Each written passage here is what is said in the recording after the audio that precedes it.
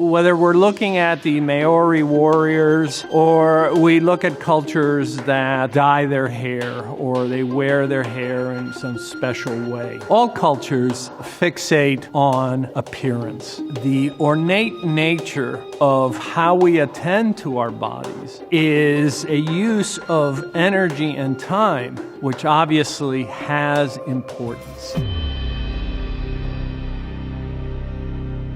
The question that I'm often asked is, well, what should I wear? You, Mr. Navarro, you're always wearing a suit. I'm comfortable wearing a suit, but in many places now, rarely is that the case. You can now go into a town in the United States and possibly not see one person wearing a suit, but I can tell you that from every study that's ever been done, we prefer people that are well-groomed and well-dressed.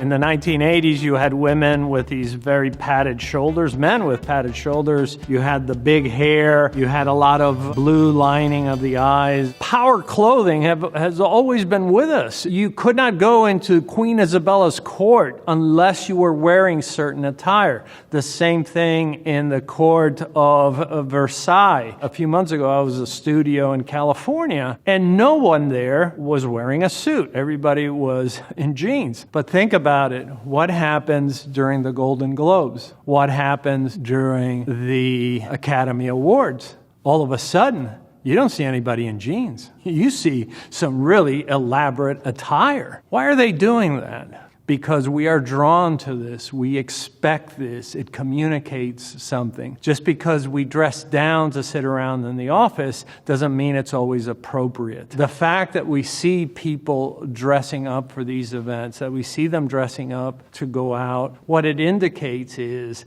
that this is part of our heritage and it has meaning and significance. Back in the time of Pericles, what did the winners of the Olympics wear? They wore a wreath around their head.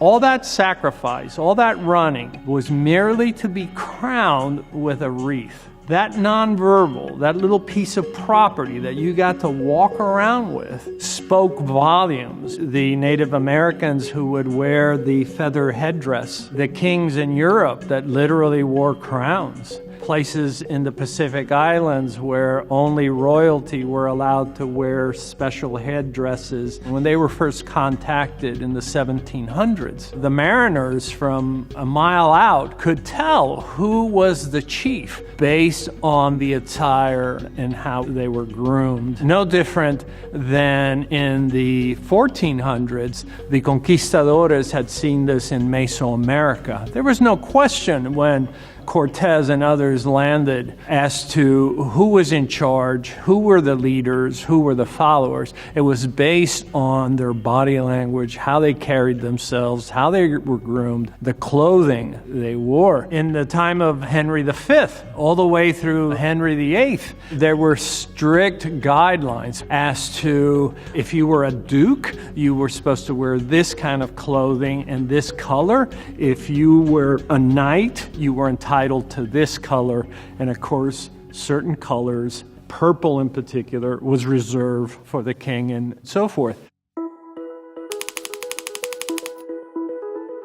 The beauty dividend is controversial, but you can't ignore the research. What the researchers did was they went through a high school yearbook and they looked at high school pictures and they had different people look at them and say, okay, which ones do you think are handsome or which ones do you think are beautiful? And then they went and they found these people, and 8-10 years later, one of the things they found that those people who were selected from a yearbook as being handsome or beautiful were earning anywhere from 8 to 10% more than the same students in that yearbook. You know, I'm often asked, maybe I'm not particularly great looking, and I know that there's this concept of the beauty dividend. But you know, in my studies, what we find is that actually can be fixed, and it can be fixed really easy with a makeover, where change your hairdo, change what you wear, come in dressed differently, appearing differently, and that satisfies this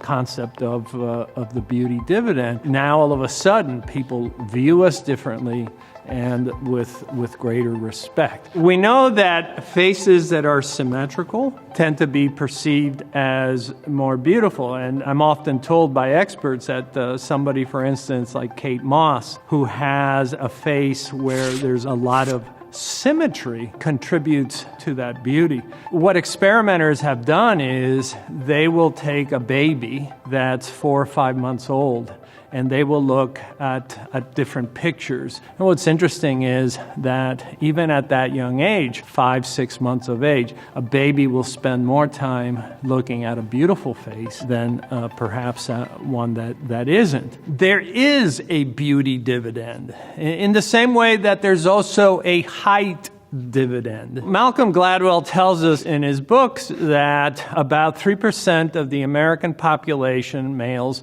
are above 6'2", but they account for about 38% of senior executives on Wall Street. It's not that taller people are smarter. What happens is we perceive these people differently. For instance, in presidential debates, the reason why they're spaced at 9 feet apart, usually, it's because anything closer than that, then you can see the height difference between candidates. What if I'm a short person? I know giants in industry that are not very tall, but they compensate that by the exquisite abilities and skill sets that they bring. All these things can be overcome. When I do coaching, especially with executives, and I say, please stop worrying about what you look like as a result of how you were born. Let's take what we have and let's see what we can do with it.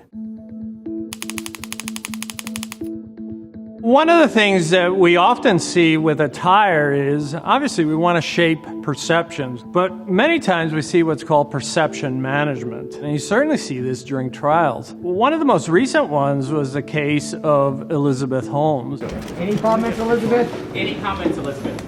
Any comments? During the time that she was in business and she was trying to grow her empire, you saw her dressed very stoically. She dressed with a black turtleneck like Steve Jobs, and her hair was straight down and so forth. And this is when she's trying to get investors. Cut to the chase, she's arrested, now she goes to trial, and look how she's softened up. Her hair softened up, there's curls, the hair is changed in color, her attire is completely different than what she wore before, including the fact that one of the bags that she took to court was a diaper bag. This is perception management. Does it work? Maybe sometimes it does. Most of the time, I think people see through that. But the fact that we use these things is for a reason, and that is that it does affect perceptions. And with a trial, maybe that perception is useful with just one person, and that holdout could make the difference in your case. When the topic of trust comes up, consistency in behavior, consistency in style becomes a big factor. What is trust? Trust is our ability to relax because we know they will not let us down, because consistently they behave in certain ways. And so we don't worry that they're going to show up on time. They always do. We don't worry that they're going to show up with clean clothes. They do. That's consistency. Consistency contributes to what we consider trust.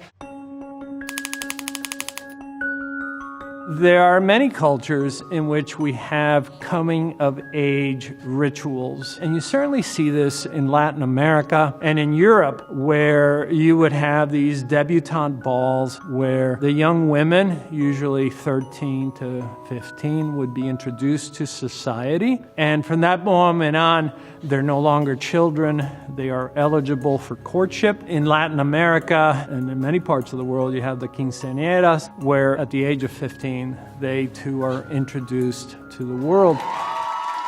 This flamboyant productions of the colorful attire. It is the annunciation of the family formally saying, please welcome our daughter into society, and that from this point forward, society is to treat her and respect her differently. You may have noticed that on social media, there's an inordinate amount of dressing up. I'm astonished at these young people on TikTok, how much makeup they wear, how much eyeliner, the eyelashes that they wear. Obviously, they have been getting it, that this matters. So whether you're in a virtual environment, whether you're on Zoom, on Skype, or on TikTok, or any of these things, what we're seeing with these trendsetters is this obvious need to dress better and to wear makeup to stand out. They're in essence saying this is important. And if you have 3 million, 5 million, 40 million followers, there may just be something to that.